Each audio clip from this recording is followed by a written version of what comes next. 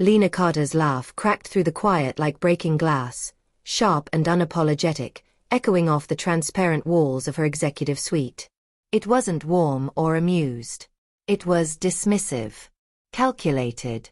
At your stage in life, Mark, we're focused on agility, she said, waving a manicured hand as if brushing dust from a shelf.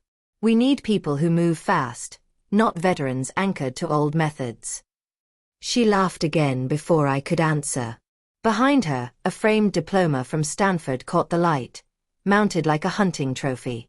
I stood there holding a slim black binder, 16 years of my professional life compressed into paper and tabs, while a 36-year-old CEO with flawless posture and perfect teeth reduced my career to an inconvenience.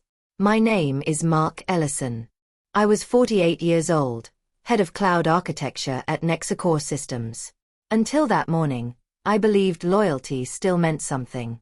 I believed if you stayed, if you carried the weight when others couldn't, it would count in the end. I was wrong. The binder in my hands documented every infrastructure overhaul, every crisis averted, every system rebuilt in the dead of night. While Lena attended leadership retreats and investor dinners, I was crawling through server failures at 3 a.m. making sure the company didn't collapse. The cloud migration I designed saved Nexacore over $2 million a year. The security lattice I built stopped 3 intrusion attempts last year alone, including one ransomware attack that would have flattened us. I tried to explain. My voice sounded smaller than it should have in that room. She leaned back in a chair that probably cost more than my car payment, smiling politely, already bored. Her office overlooked the bay, all chrome, glass, and abstract art that looked expensive and empty at the same time. Everyone is replaceable, she said lightly. Even senior people. If you think you're worth more than we're offering, you're free to explore other options. She tilted her head. Honestly, have you thought about easing into retirement? Golf courses are beautiful this season. Something inside me fractured. Not anger. Clarity. I understand, I said, closing the binder. Through the glass walls, I could see co-workers pretending not to look, pretending not to listen. They were young, brilliant, terrified. They saw what happened when experience asked for respect. As I turned to leave, her voice softened into that synthetic empathy executives learn in workshops. You're very capable, she said. But the board sees numbers. We can hire 2 graduates for what we pay you. They're cheaper, energetic, fluent in modern frameworks. This isn't personal. Nothing personal. 16 years. Missed birthdays. Midnight emergencies. Hospital waiting rooms with my wife, Julia, while production alerts buzzed in my pocket. Nothing personal. I walked back to my desk. Still a desk, not an office, despite my title. Open plan collaboration, they called it. I sat between 2 recent hires who called me sir, and asked why we couldn't rebuild an enterprise system in a week. Sunlight poured across rows of standing desks where hoodie-clad 20-somethings typed furiously, building futures on foundations I'd laid before they had driver's licenses. My screen filled with messages, junior engineers asking for code reviews, departments begging me to fix things they broke, a calendar reminder for yet another architecture meeting where I'd explain, again, why shortcuts don't scale. Beside my keyboard sat a photo from last Christmas. Julia, pale but smiling after another round of chemotherapy. Our daughter, Claire, home from university, worried about tuition hikes. Our son, Noah, staring down college applications and debt he already feared. Medical bills had drained us. Insurance covered less each year. Claire worked evenings to pay for books. Noah talked about choosing cheaper schools, not because he lacked ambition, but because he didn't want to be a burden. And I had just been laughed at for asking for an 8% raise. That same week, the internal newsletter celebrated Lena's newest vacation home. It also featured her accepting an innovation award for a security platform I designed. I opened my drawer and took out a battered leather notebook. I'd carried it for years. Inside were ideas scribbled during lunch breaks, designs refined on weekends, solutions born in my garage lab. These weren't company assignments. They were mine. Algorithms I built on my own hardware. Security models trained on systems I paid for. Code Nexacore had implemented casually, without contracts, because I trusted them. Because I believed loyalty was mutual. Page after page told the same story. My unpaid curiosity had become their competitive edge. I stopped at an entry from spring 2021. A predictive threat model I developed during lockdown, documented carefully with dates and commit logs. Personal project. Personal resources. That's when it fully clicked.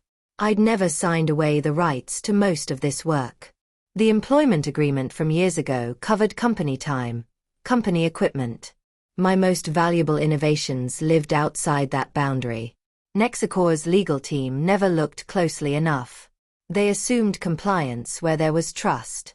My phone buzzed with an HR email promoting another press release. Lena's photo again. More praise. No engineers mentioned. I thought of my parents. My father gave 3 decades to one factory before it shut down overseas.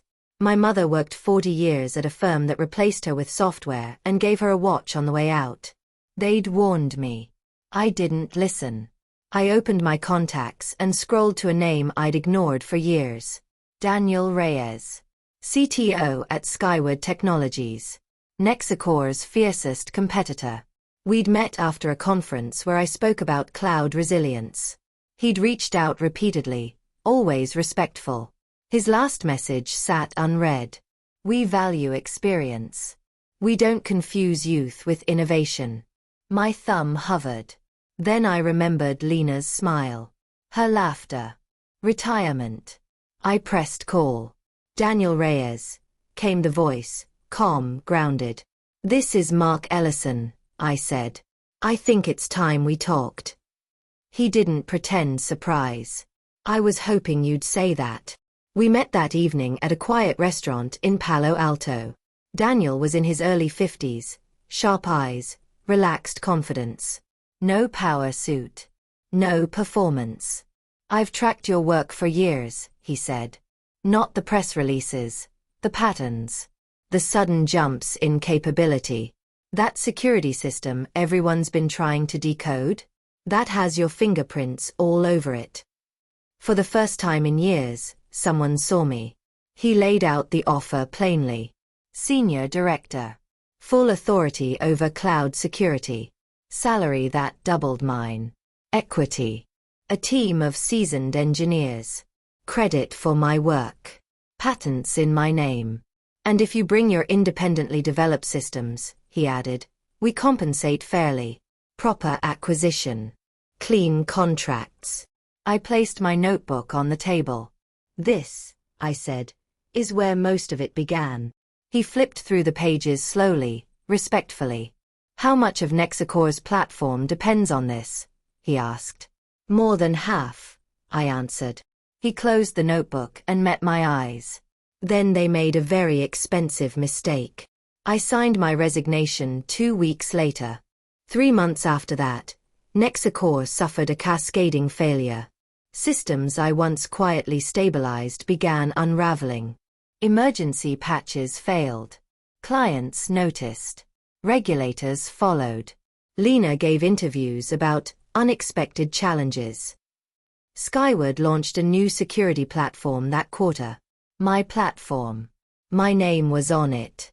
For the first time in a long time, I came home before sunset. I ate dinner with my family.